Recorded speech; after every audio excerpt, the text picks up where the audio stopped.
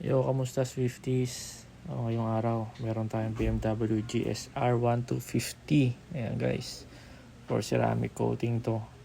Siyempre, bago natin ceramic coating, ikutan muna natin para makita natin yung mga kailangan nating tutukan.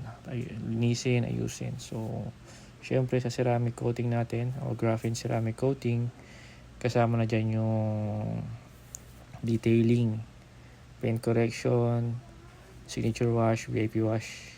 Ayan, so lilinisin muna natin yan maigi para for preparation sa ating ceramic coating.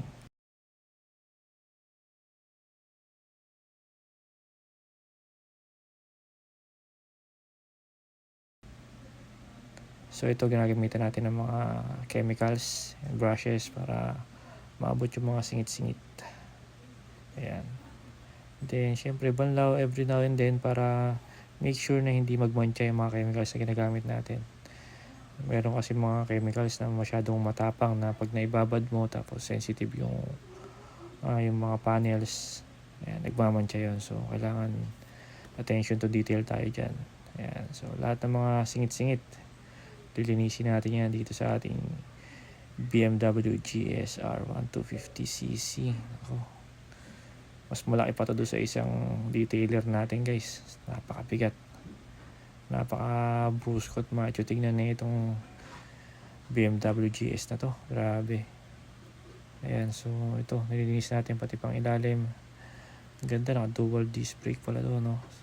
So yan, yung mga spring, shock absorbers, brakes, ayan, matanggal yung mga road grimes, tsaka yung mga naipon na dumi niya through time. Ayan, bawat rayos niyan isa-isahin natin. Siyempre dapat walang maiwan na dumi. Tapos ayun, after nun, signature wash, ayan na, foam wash na. Ayan. Ito, gagamitan na natin ng mga shampoo lang. Tapos ayan, kus tayo lahat ng mga panels.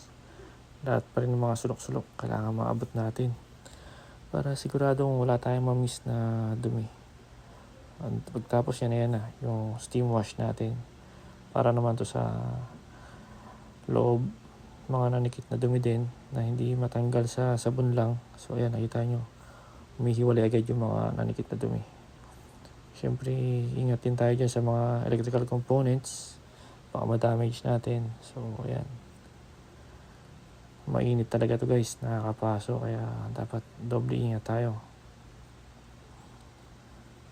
Gandaan na ito, nasa-sanitize na rin yung motor kapag ginamitan natin ng steam wash. Yan. So after that, punas, yan. And also, syempre babrushin din natin yung mga ibang part na hindi abot ng basahan natin. So ayan, hindi natin pwede ibabad yan ng matagal sa isang area kasi mainit nga. So baka matunaw yung mga rubber o pasukin ng yung sa electrical components niya. So dadaan-daan na lang natin para safe na safe yung mga natin dyan.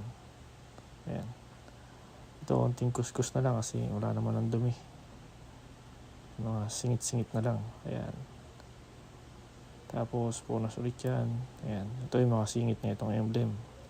Siguro din natin walang Pero hindi mo talaga pwedeng babaran yan kasi kung pandikit yan, lalambot yung pandikit yan. Tamang lang, daan lang para matanggal yung mga nalikit na dumi sa loob. So ayun, yung body panel niya pala yan, mayroong mga mancha. So ayusin din natin yan. Dito preparing na tayo for paint correction. Kaya naglalagay tayo ng tape para hindi madama yung ibang panels pag na tayo buffing. So may mga mancha dun sa sa gas tank niya. Ayusin natin yan mamaya guys. So yun, hindi natin na-videoan yung pag-buffing. So ito, after ng buffing, paint correction, linis ulit tayo para matanggal naman yung mga chemicals na ginamit sa pag-buffing, para siguradong smooth surface na yung unit natin pag nag-apply na tayo ng ceramic coating. Ayan. So kung may na-mintis tayo kanina, ayan, dito sigurado wala na yun, nalilinis na yan. So ito, ready na ba kayo sa montage natin? Let's go!